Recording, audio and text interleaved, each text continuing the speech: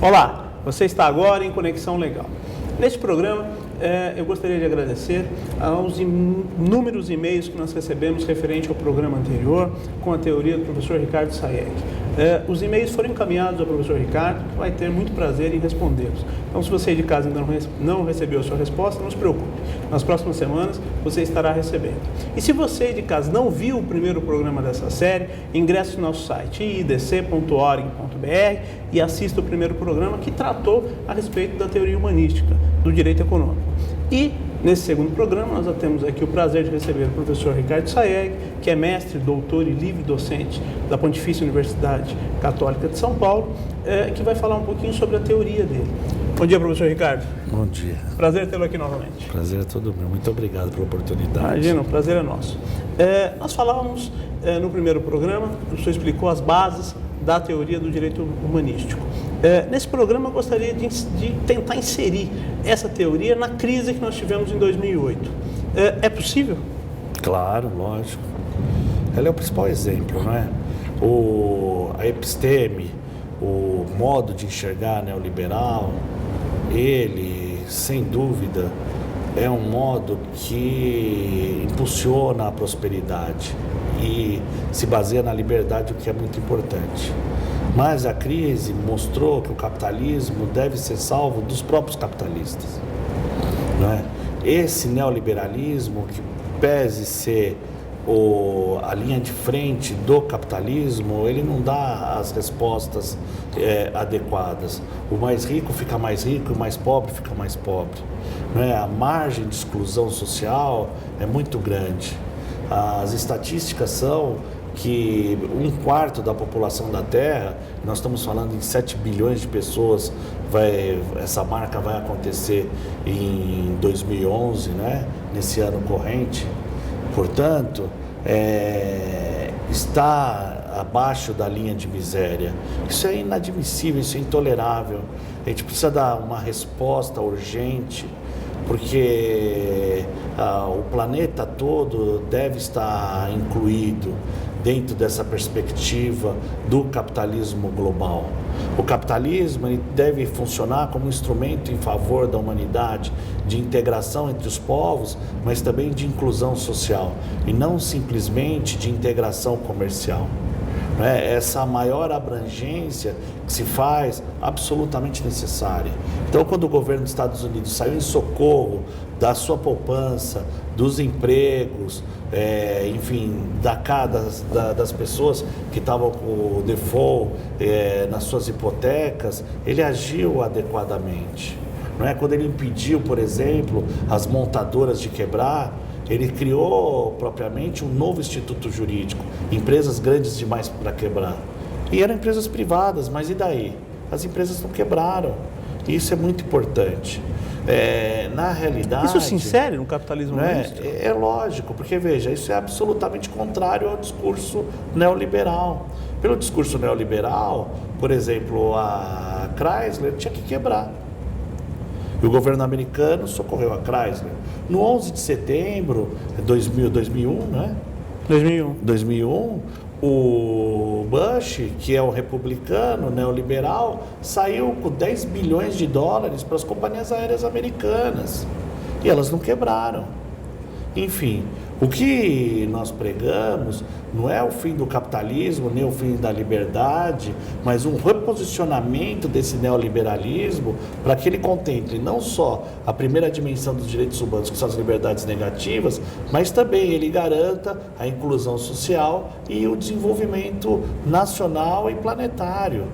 Sabe, o mundo tem que se ajustar naquela perspectiva malthusiana que você colocou no programa passado, de que tem mais gente do que o planeta pode suportar e cada dia isso se agrava mais, a essa realidade planetária que nós vivemos.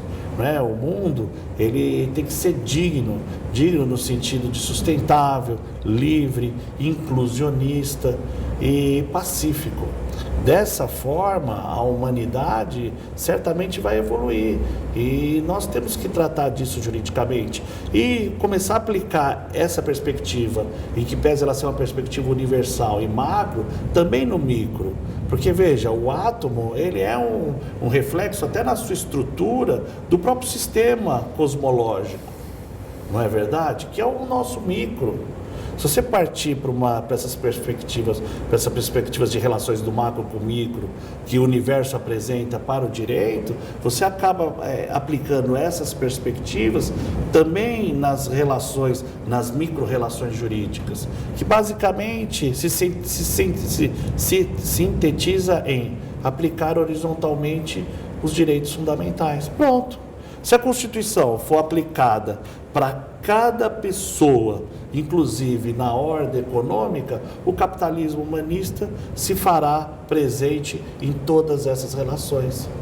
É muito complicado, não é? Você falar para a pessoa do povo. Estou falando para o jurista, mas eu acho que o jurista tem que refletir a respeito disso, que a Constituição não se aplica a todas as relações dele. Não é? Essa ideia de que a Constituição se aplica na relação vertical entre o Estado e o povo, mas não se aplica entre o próprio povo. E principalmente nas relações privadas do próprio povo. O próprio Supremo Tribunal Federal tem alguns precedentes sobre a primazia das relações horizontais, da aplicação horizontal dos direitos fundamentais. Isso é importantíssimo, isso tem que acontecer, nós temos que evoluir para isso. Não basta mais ser o povo do Código Civil. O que o capitalismo humanista prega é que o Brasil seja o Brasil e a população do Brasil seja a população da Constituição e que isso também seja aplicada à ordem econômica para garantir a todos existência digna, conforme diz a própria Constituição. Sim. Professor Ricardo, nós vamos para um rápido intervalo e já voltamos. Você aí de casa, continue em Conexão Legal. Olá, sou vice-presidente do IIDC, o Instituto Internacional de Direito Comparado. A missão principal do nosso instituto é integrar todos os seres em uma sociedade melhor, desenvolver não só o direito, mas também o indivíduo. Gostaria de ter você conosco. Faça você parte ou não do mundo jurídico. O IIDC foi feito para todos nós. Acesse o nosso site iidc.org.br. Lá você encontrará dicas importantíssimas para o seu dia a dia e também artigos de pessoas renomadas.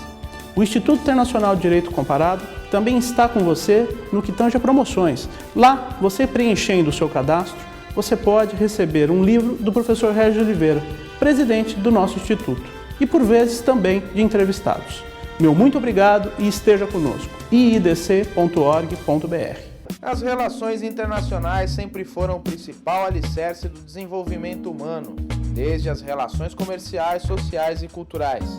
Esse mesmo direito não só é indispensável neste contexto, mas serve como instrumento de desenvolvimento social, moral e essencialmente ético. Foi assim que todas as nações se desenvolveram. O Instituto Internacional de Direito Comparado tem como missão aprimorar e estabelecer normas mais claras do desenvolvimento da sociedade. Filie-se ao Instituto, preencha sua ficha e ganhe um livro do Dr. Regis de Oliveira. É fácil, entre no site www.iidc.com.br, clique em Cadastre-se, preencha o formulário e concorra ao livro.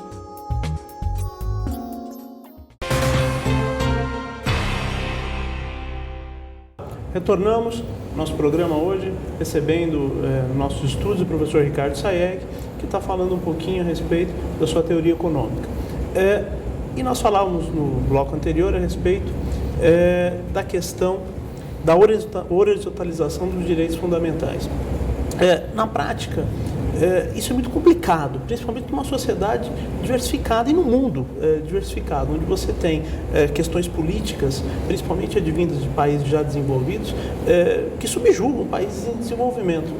eu não diria nem tanto no Brasil, mas acho que com mais intensidade em países mais pobres.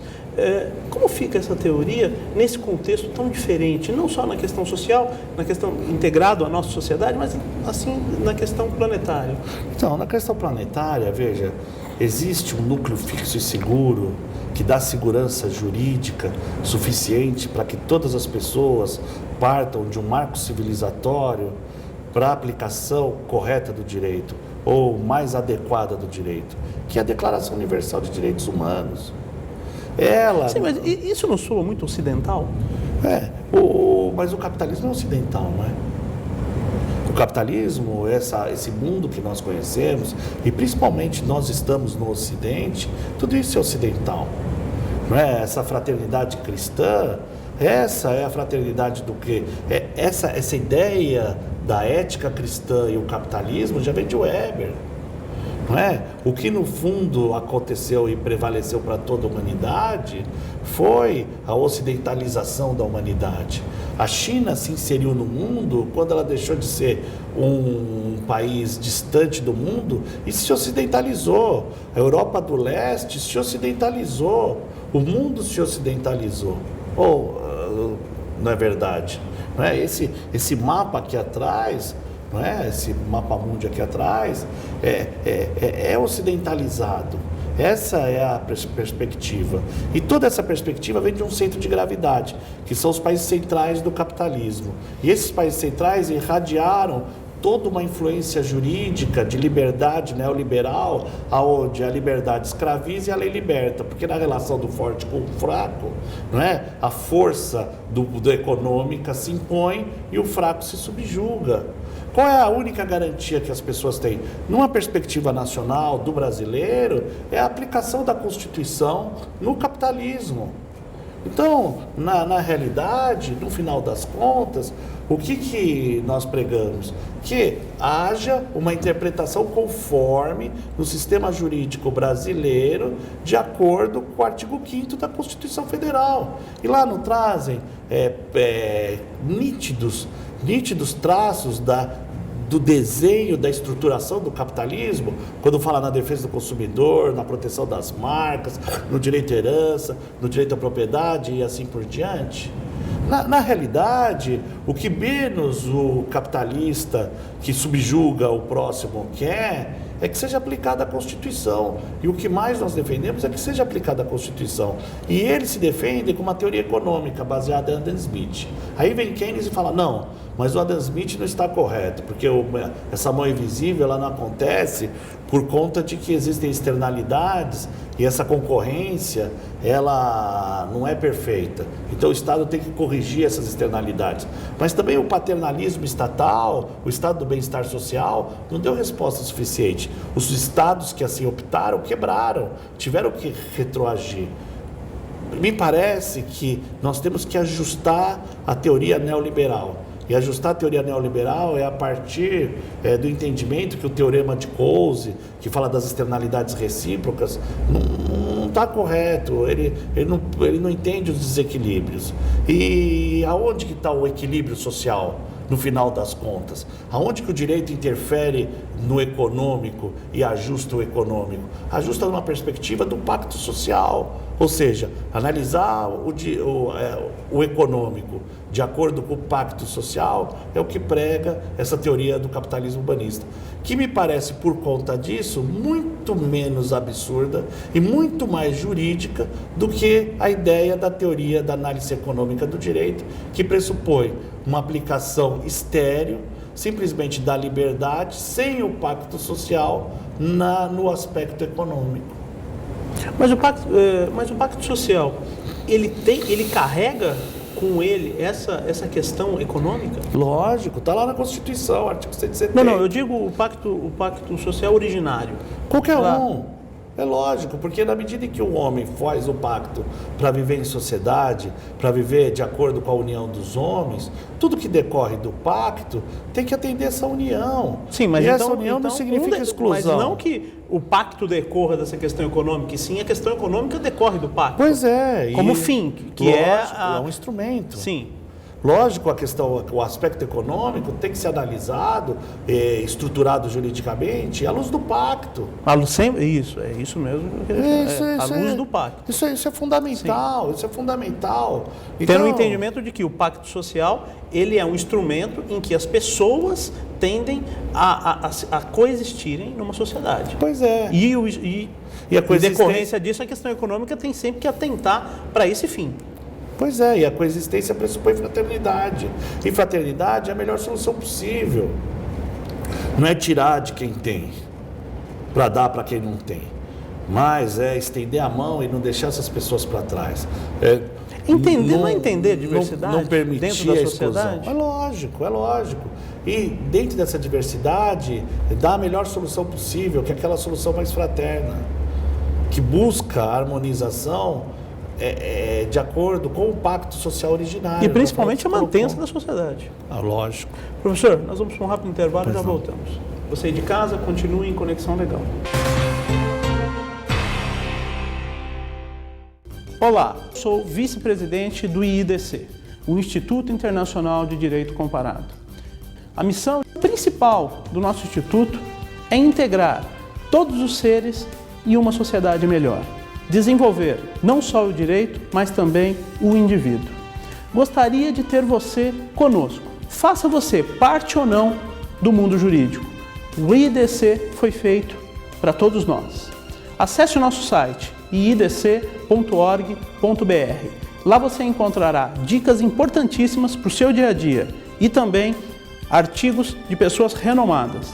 O Instituto Internacional de Direito Comparado também está com você no que tange a promoções. Lá, você preenchendo o seu cadastro, você pode receber um livro do professor Régis Oliveira, presidente do nosso instituto, e por vezes também de entrevistados. Meu muito obrigado e esteja conosco. iidc.org.br. As relações internacionais sempre foram o principal alicerce do desenvolvimento humano, desde as relações comerciais, sociais e culturais. Esse mesmo direito não só é indispensável nesse contexto, mas serve como instrumento de desenvolvimento social, moral e essencialmente ético. Foi assim que todas as nações se desenvolveram. O Instituto Internacional de Direito Comparado tem como missão aprimorar e estabelecer normas mais claras do desenvolvimento da sociedade. Filie-se ao Instituto, preencha sua ficha e ganhe um livro do Dr. Régis de Oliveira. É fácil, entre no site www.iidc.com.br, clique em cadastre-se, preencha o formulário e concorra ao livro.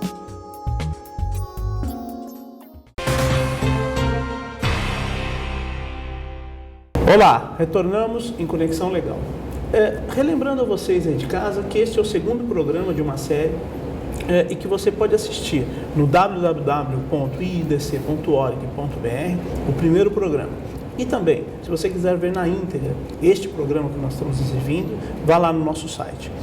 O professor Ricardo Sayeg falava sobre a sua teoria econômica e nesse último bloco nós vamos dar aqui, professor Ricardo, a chance dele compilar essa teoria para você de casa, para os estudantes que nos ouvem e nos assistem, entenderem um pouquinho melhor como seria a teoria do capitalismo humanista. Professor, compilando essa teoria, se é que é possível aí num bloco nosso, mas principalmente para aqueles estudantes que nos assistem, como seria então? Aplicar a norma econômica conforme os direitos humanos de primeira, segunda e terceira dimensão, com vistas a assegurar a todos a satisfação da dignidade da pessoa humana. Isso não pode ser deixado de lado nem perdido de vista. Não é? É muito simples. Garantir a todos existência digna conforme os ditames da justiça social, exatamente na forma do artigo 170 da Constituição Federal. No final das contas, uma teoria que emergiu do texto expresso do artigo 170 da Constituição Federal, entendendo que aquilo não é uma norma meramente programática ou uma norma simbólica, pelo contrário, é uma norma eficaz. Quando a Constituição diz que é objetivo da República a erradicação da pobreza, ela não estabelece simplesmente um programa de ação, não é que ela termine com a pobreza, mas ela mostra o sentido pelo qual o fluxo jurídico deve caminhar. E assim por diante, né? Eu convido as pessoas, né? Nós estamos lançando agora nesse trimestre o livro chamado Capitalismo Humanista, onde essa teoria é toda esmiuçada, para que as pessoas que tiverem curiosidade a respeito do assunto possam estudar com mais profundidade e ver que nós usamos todos os critérios jurídicos e econômicos disponíveis e, no final das contas, a solução que nós alcançamos é justamente aquela solução literalmente, expressamente prevista no artigo 170 da Constituição Federal.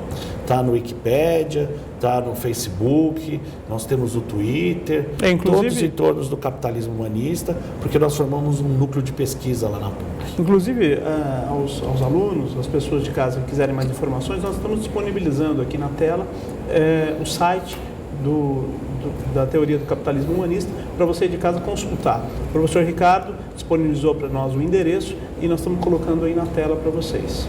Muito obrigado pela oportunidade. Professor, então, em tese, o capitalismo humanista é a forma, é a próxima geração da nossa sociedade? Eu acho que a vanguarda do capitalismo é o capitalismo com direitos humanos. Essa é a síntese do capitalismo humanista. Sim. É aquele capitalismo que contempla a todos, não deixa ninguém para trás, garante o rico, mas assegura também o pobre. Isso é importante, né? Até porque para ele se desenvolver numa sociedade em que a ganância impera, acho que é importantíssimo você manter o status, principalmente numa sociedade mais elevada, né? Exatamente, é o poder deontológico do direito. É a transformação dessa ganância, não é, na aplicação da norma jurídica com vetor de fraternidade, para atingir a dignidade da pessoa humana em todas as situações, inclusive nas situações econômicas. Isso não tem nada a ver com o comunismo, não tem nada a ver com o socialismo. É um reposicionamento do capitalismo à direita. Sim.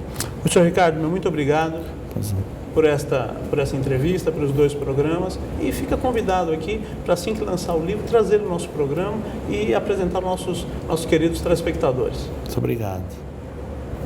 Você de casa, muito obrigado pela sua presença aqui no nosso programa. Gostaria também de lembrar que, se você perdeu o primeiro programa dessa série, você pode ingressar no nosso site idc.org.br e ter acesso completo ao primeiro e o segundo programa. Muito obrigado, até a próxima semana em Conexão Legal.